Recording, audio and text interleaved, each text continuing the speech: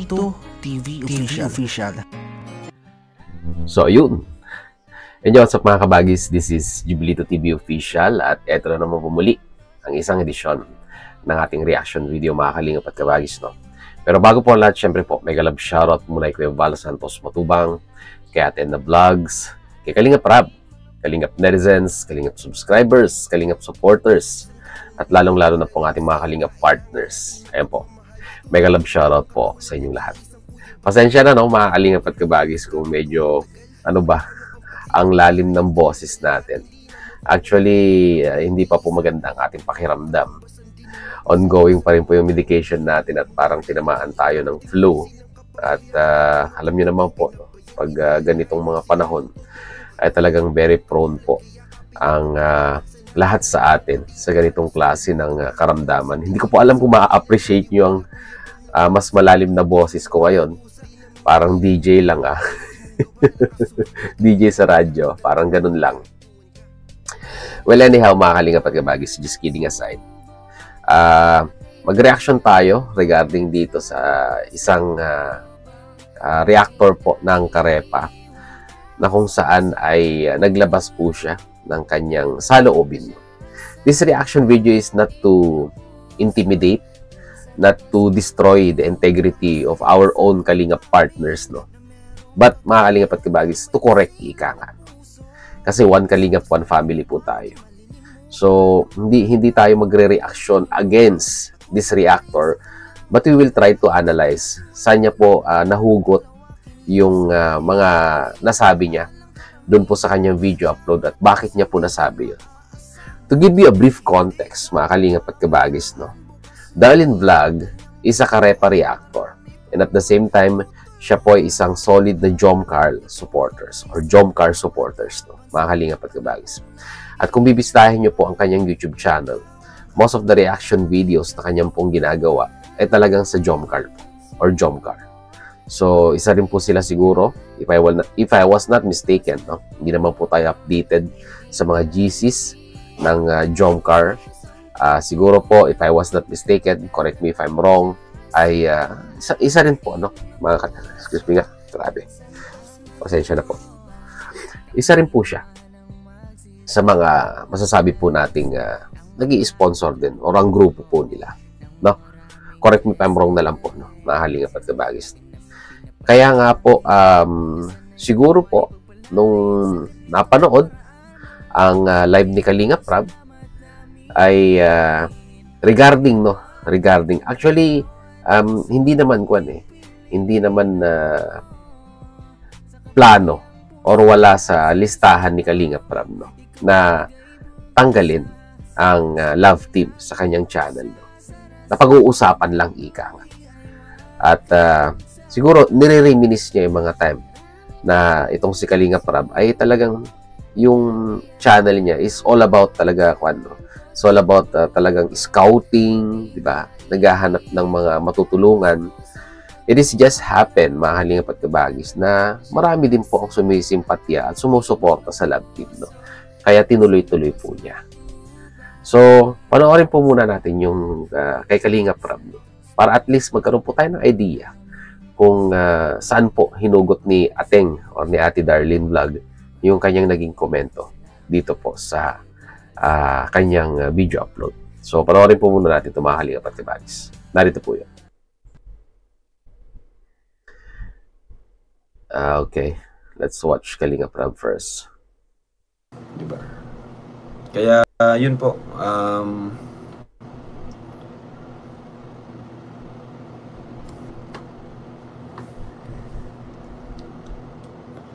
Ayan. Shoutout kay Kuya Andy. Nandito pala ngayon. So, yun nga po mga Kalingap, no? Minsan kasi napag-iisip-isip ko na rin na paano ko kaya kung yun, stay na lang ulit ako sa pagcha-charity, yung puro lang, scout tayo. Kagaya nung dati, di ba? Yung ginagawa ko dati. Nung mga unang taon, mga 2022, ganyan. Pero, yun nga. Kasi kung yun ang ibabalik ko, na puro scout, sigurado, aangat talaga, bibilis yung pag-angat ng channel natin at maraming viral. Marami tayong mapapaviral. Kasi pansin nyo yung mga vlog kong bago, puro viral po talaga. Kasi, ayan, si Buhangin Girl, di ba? Si Francine Saragay. Yan. Talagang, tumataas talaga. Kaso, hanggang dun lang yun. Pero, yun nga, syempre, inisip ko rin yung mga beneficiaries natin, mga scholars natin, na pag iniwan ko sila, kawawa naman, di ba? Kawawa naman sila. So, ito no, mga Kalingap at Kabagis, no, ito po yung video na kung saan siguro po, no, I assume, mga Kalingap at Kabagis, no, I assume na kung saan ay naging reference po ni Darlene Vlog na kung saan ay parang naisip nila o sumagi sa kanilang isipan na may balak si Kalingap Rab na tanggalin na ang Love Team. Kaya siguro po nakapag-upload siya ng video or nakapag-live siya is just naglabas po siya ng kanyang saloobin regarding nga po dito sa usapin na pagtanggal, no, ng Love Team ni Kalingap Rab sa kanyang YouTube channel. Sabi nga ni Kalingap Rab, no, and I quote, minsan na pag-iisip-isip niya.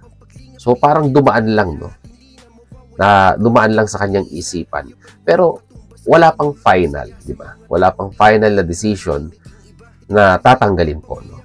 Dahil sabi niya nga po, mga Kalingap at Kabagis, and I quote, na kawawa naman po, no, yung kanyang mga beneficiaries ng mga Kalingap Angels. So, yun pa lang po, it is an assurance na malayo-layo pa talaga na tatanggalin ni Kalingap Rab ang Love Team sa mga K-Angels. So, dumako naman tayo mga Kalingap at Kabagis sa part na ito nga po si Ate Darlene Vlog ay naglabas din ng kanya sa loobin. Guys, huwag po nating i-bash siya. I-try po nating i-analyze kung saan po humuhugot si ate ng kanyang mga nasabi at this very moment, no? So, ito po, panoorin po natin.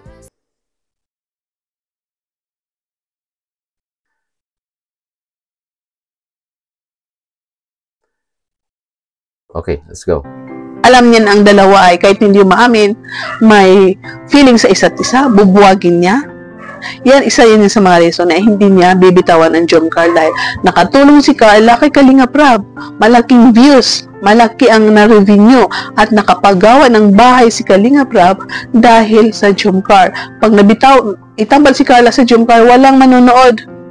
Wala nang magsusupport, wala nang nagmamaraton. Siguro may manunod, kunti lang kasi manunod sila dahil kay Carla, pero hindi sa Jumcar. Hindi katulad ninyo na Jumcar, ang nagmamahal kay Carla at Jumcar ay nagkaisa. At mahal nila ang Jumcar na gusto na sila na. Pero kung i-love team si Carla sa iba, siguro 20, ipalagay natin 1,000 lang. Dahil nanunod sila dahil lang kay Carla, hindi pala kay Jumcar. So yun, na isa na reason na hindi niya bibitawan dahil nagtulungan ang Jumcar at si Kalingap Rab at nakita niya kung anong participation ang unity ng Jumcar at kay Kalingap Rab. Okay. So, yun, no, mga Kalingap at Kabagis, no, napakinggan po natin si Darlene Vlog regarding po dito sa kanyang statement. Kung i-analyze natin, no, mga Kalingap at Kabagis, is nasaktan si ate, siguro po, no, sa mga lumalabas na usapin regarding sa pagtatanggal ni Kalingap Rab ng Love Team sa kanyang channel. And lalong-lalo na, suportado niya ang Jomcar ay masakit naman po talaga, no? Sa isang sumusuporta or sa isang followers ng isang Love Team kung tatanggalin ni Kalingap Rab. Pero isipin po natin ito, no? Kung sakali mang tanggalin ni Kalingap Rab ang Love Team sa kanyang channel, kanya po yun. Karapatan niya po yun. Diba? Kasi unang-una, siya yung creator ng Love Team. So, nasa kanya lahat ng karapatan kung anong gusto niyang gawin sa kanyang channel. Secondly, mga Kalingap at Kabagis, ang napansin ko po doon sa sinabi ni Darlene Vlog ay yung nakapagpagawa daw po si Kalingap Rab ng bahay ang dahil po sa Jomcar.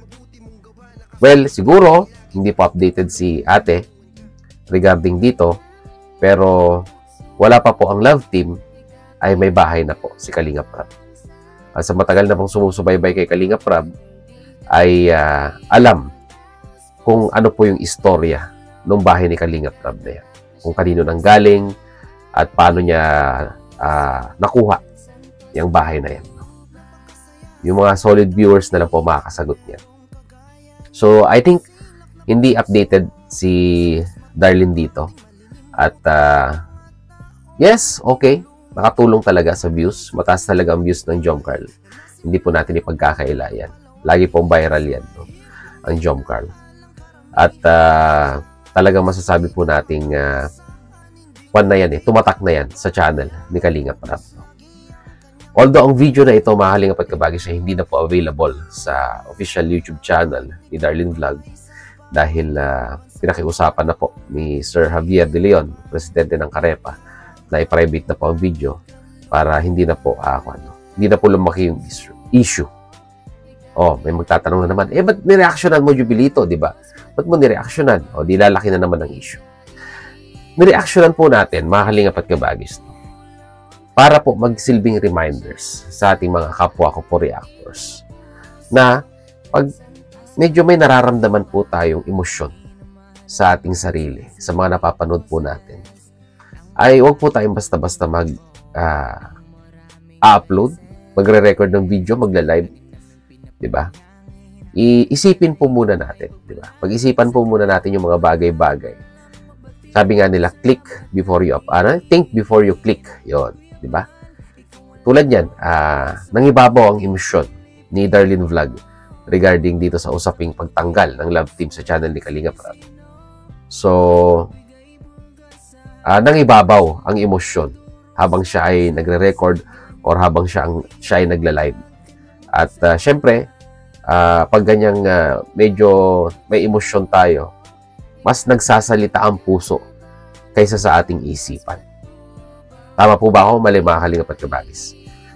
At that time, puso ang nagsasalita dito kay Darlene Vlog at hindi ang kanyang isipan. And lately niya na siguro na-realize na may something na foul or may konting kailangang i-correct sa kanyang statement. Huwag po nating sisihin. Baka hindi lang po talaga alam ni Darlene Vlog yung regarding dun po sa bahay ni Kalingap Rab. Hindi po galing sa Jomcarl yun. Wala pa pong love team si Kalingap Rab. Ay na-acquire na po ni Kalingap Rab yung bahay na yan. Or siguro, meron siya ibang itinutukoy na pabahay, pwede rin yung pabahay ni Carla, sana naging specific, ika nga. At least, hindi mapupuna ng mga viewers, di ba? Or, sabihin na natin yung mga bashers ang video na yun. Although, humingi na po ng apology, nag-public apology na po si Darlene Vlog at ang video po ay naka-private na. So, let's consider this one case closed, ika nga. Ako, by myself, ika nga, ay hindi naman po ako perfectong tao, di ba? Magkakamali rin po tayo. So, ganun din po si Darlene Vlog. Nobody's perfect. Kaya, wag na po nating wag na po nating i-bash or wag na po nating sabihan ng negatibong komento. Di ba? Ang lang po dyan is nobody's perfect at, di ba, all people bound to make mistake, ika nga. Hindi po tayo Diyos para maging perfecto. Di ba? Kaya sa mga nambabash dyan, tingnan nyo po muna ang inyong sarili, di ba? Check your own closet, ika nga, no? Bago po natin i-check yung closet ng ibang tao. Di ba? So, yun lamang po ang ating reaction video for today. Mga Kalingap at Kabagis, muli, maraming salamat dahil sa dulo po ng ating reaction video. Ay nasamahan niyo po muli si Jubilito TV Official. At muli po, nagpapalala po inyong host. Kung hindi po ako nakasubscribe sa channel po ni Kuya Val Santos Matubang at Eda Vlogs, Kalingap Rab, supportan po natin kanilang mga YouTube channel. Ganon din po, sama nyo na rin po. Jubilito TV Official. Ayan po. Nandito na mga Kalingap at Kabagis, hirapan na talaga ako magsalita. As I always say, Jubilito TV Official, yan, proud member po ng team ko sa Team Vios. As I always say, mga Kalingap at Kabagis, peace, God first. God bless po. Bye!